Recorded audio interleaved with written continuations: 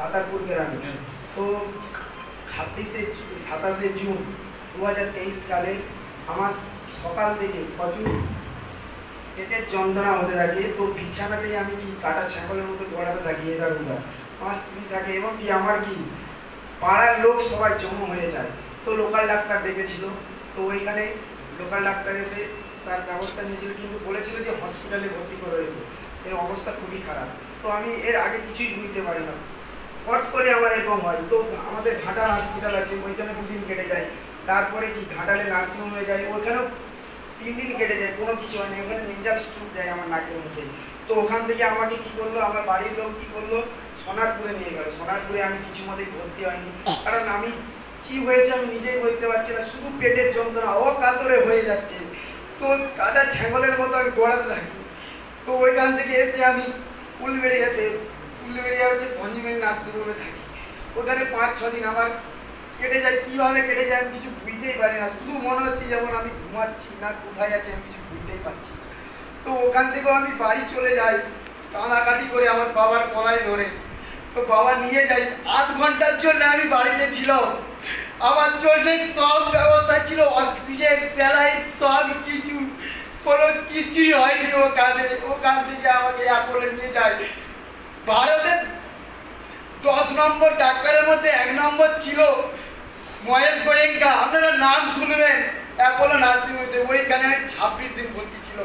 আমার এই পেটে, পিঠে, ছাতিতে ডেন্ট করেছিল 3টা, কোনো কিছুই হয়নি। আমার পেট থেকে কালো কালো রক্তপুঞ্জ প্রত্যেক দিনই বেড়াতে থাকতো, 200, 250, 300। তো ওইখানে 26 দিন কেটে যায়, আমার কিছুই হয়নি। ওখান থেকে আমাকে দাদা আমার পিজিতে ভর্তি করে, পিজিতে 22 দিন আমার ছিল। তো স্যার আমার জন্য প্রার্থনা করেছিল। স্যার আমার দিদি ভাই ওই সময় আমাকে বাক্য প্রদান করেছিল, কিন্তু আমি গ্রহণ করতে পারিনি। তো ওইখানেও আমি 22 দিন কেটে যায়। আমার পেটের মধ্যে থেকে কালো কালো প্রত্যেক দিন সেলাইনে, প্রত্যেক দিন ইঞ্জেকশনে করে টেনে বের করতে 4 বেলা। তো ওইখানেও আমি শুরু হওয়া পাইনি জীবনে বাঁচার জন্য। তো আমার পরিবার পুরো ভেঙে গিয়েছিল। আমার তো জীবন তো থাকার কথাই নয়। আজ পরমেশ্বর পিতা তার পুত্র যিশু গুরুর দ্বারে আমাকে মনোনীত করে যখন, amen, hallelujah, praise the Lord, hallelujah. গ্রহণ করলাম। সন্তান যখন মুমূর্ষু অবস্থায়, তখন সন্তান দাদাকে বলতাম একটু বোতল শুধু কিনে আনুন, জল আর নুন। জানতো না নুন কি হবে, তাই তো? আমাকে একবার প্রশ্ন করলো, কারণ ভাবতে পারেনি যে জল নুন মানুষের শরীর খারাপ ভালো হয়। ভাবতে পারেনি যে জল ও নুনের মধ্যে থেকে শরীর খারাপ ভালো হয়। যখন 1 নম্বর ডাক্তার, তারাও ফেল, বড় বড় nursing home fail, hospital fail, কিন্তু আমার প্রভু কোনোদিন ফেল করেন না।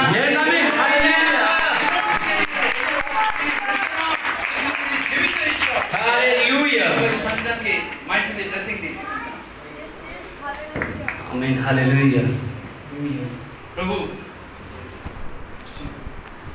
ঈশ্বর যখন কাউকে বাঁচায়,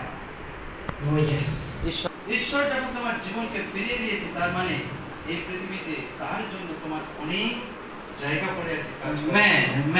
এই পৃথিবীতে শুধু সংসার নয়, বা শুধু আত্মীয় স্বজন, পরিবার পরিজন নয়, কিন্তু প্রভুর জন্য আমাদেরকে কাজ করতে হবে। প্রভুর জন্য আমাদেরকে কাজ করতে হবে। আমাদেরকে টেস্টিমনি, তার সাক্ষ্যকে বহন করতে হবে। ঈশ্বর যখন তোমাকে বাঁচিয়েছে, এই সাক্ষ্য অন্যান্য মানুষের কাছে পৌঁছে দিতে হবে। মানুষের কাছে পৌঁছে দিতে হবে। প্রার্থনা করি, প্রভু এই সন্তানকে তুমি স্পর্শ করো।